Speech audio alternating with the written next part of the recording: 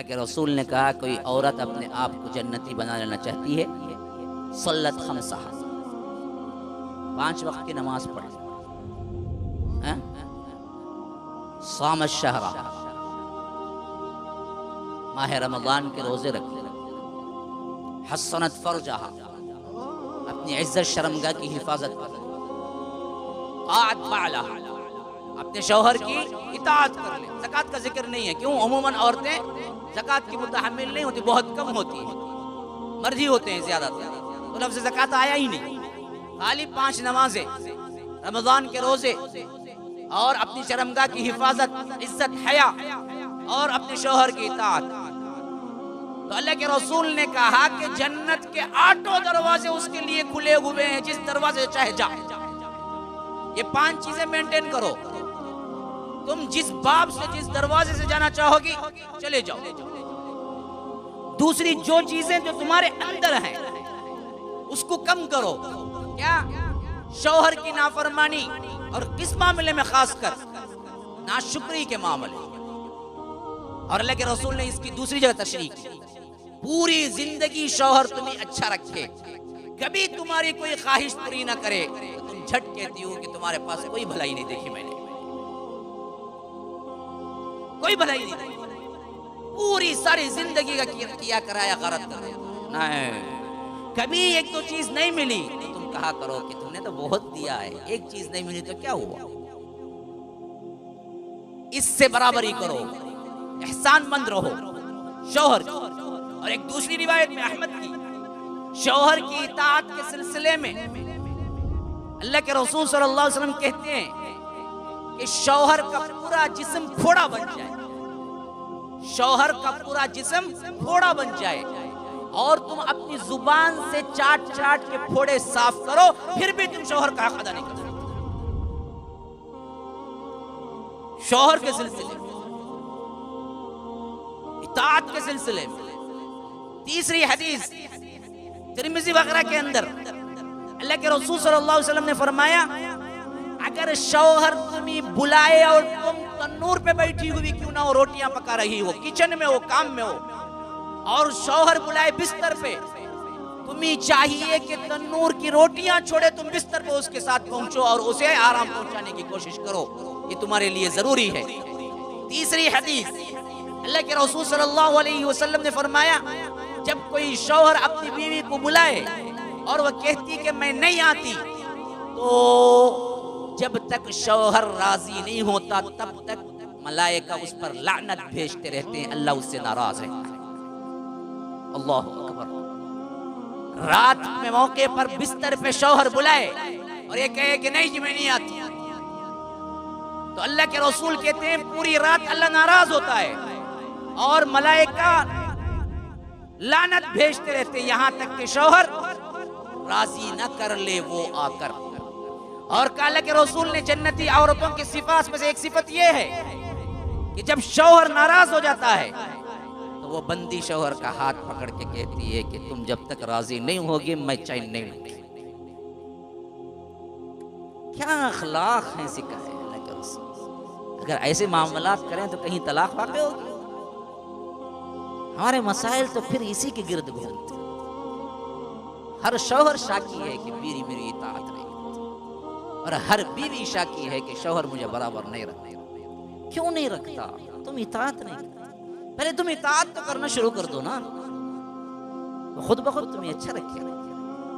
इताअत यहां तक पहुंचाया अल्लाह के रसूल ने कि कहा कि अगर मुझे सजदे का हुक्म किसी को देना होता और जायज होता मेरी शरीयत में, तो मैं बीवी को हुक्म देता कि शौहर के लिए सजदा।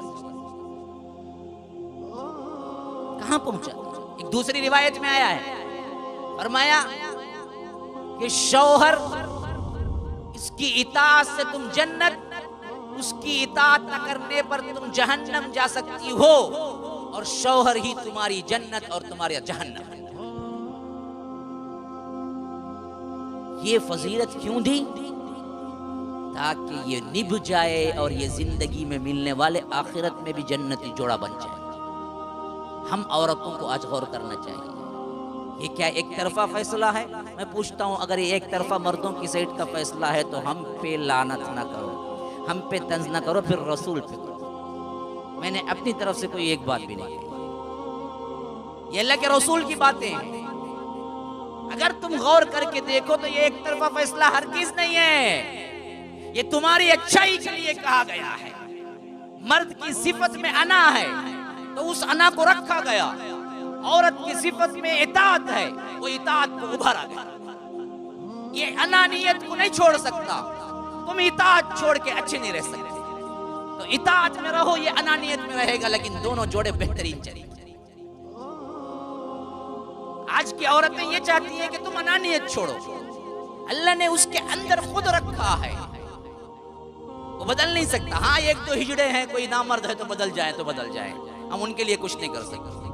जी हुजूरी में ऐसे लग जाएं कि जैसा वो शौहर है वो सा बीवी ट्रीट करे, और क्या है, बिल्कुल बराबर गुलाम बन के रहे, चलते फिरते उनको झुलाते फलाते उठाते बिठाते खिदमत करते रहे। कोई बन जाए तो बन जाए, लेकिन उमूम मर्दों के अंदर अल्लाह ने ये सिफत नहीं रखी।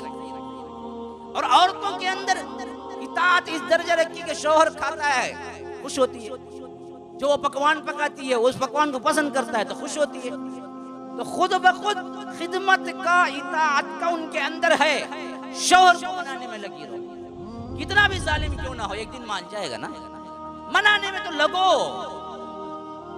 जैसे वो करता वैसे ही मैं भी करूंगी तो टूट जाएगा। मनाने में लगो। कितनी रिवायतें हैं जो अल्लाह के रसूल ने शौहर को मनाने के लिए कहा, हत्ता कि नाराज भी हो जाए, किस पॉइंट से नाराज हुआ जिक्र नहीं है। अल्लाह के रसूल ने सिर्फ ये कहा कि नाराज हो जाए तो जन्नती औरत ये होती है कि उसका हाथ पकड़ के कहती है कि जब तक तुम मुझसे राजी नहीं होता मैं चैन नहीं लूंगी, मैं सांस भी नहीं लूंगी, मैं आराम नहीं करूंगी।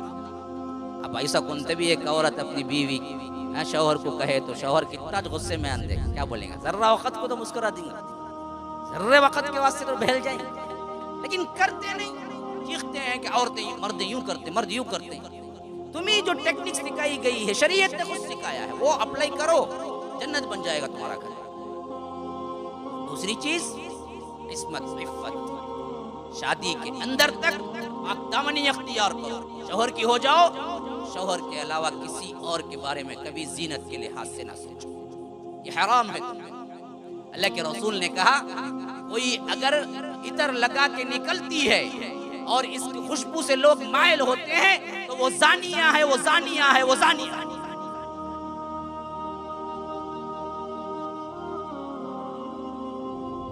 सोचो, आज बाहर निकलते वक्त औरतें इतर लगाती हैं, घर में रहते वक्त इतर लगाती हैं।